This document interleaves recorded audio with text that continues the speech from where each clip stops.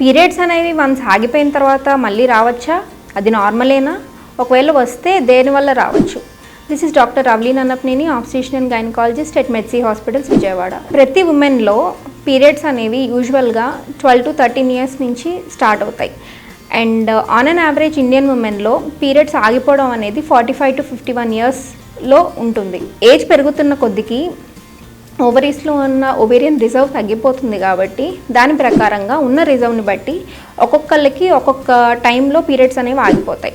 So అలా periods 1 year దాకా రాకుండా ఆగిపోయిన తర్వాత ఆ ఫేజ్ని మనం మెనోపాజ్ అంటాం.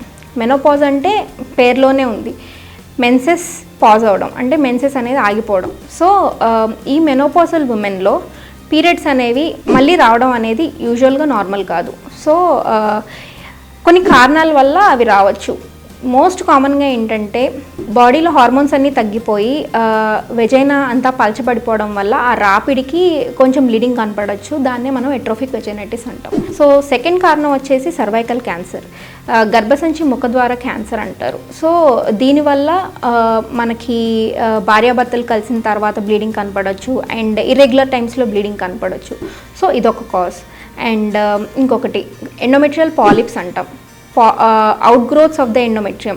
సో ఇలాంటి పాలిప్స్ ఉండడం వల్ల కూడా అవి బ్లీడ్ అవ్వే ఛాన్సెస్ ఉంటాయి అన్నమాట. సో కొంతమందిలో ఏమవుతుందంటే ఈ ఎండోమెట్రియల్ లేయర్ ఏదైతే మనకి పీరియడ్స్లో బ్లీడ్ అయ్యే లేయర్ ఉంటుందో ఆ లేయర్ పీరియడ్స్ అనేది 1 ఇయర్ ఆగిపోయిన తర్వాత ఒక్కొక్కసారి బ్లీడ్ అవ్వచ్చు.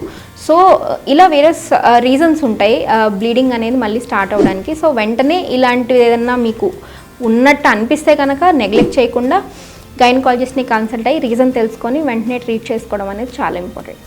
Thank you.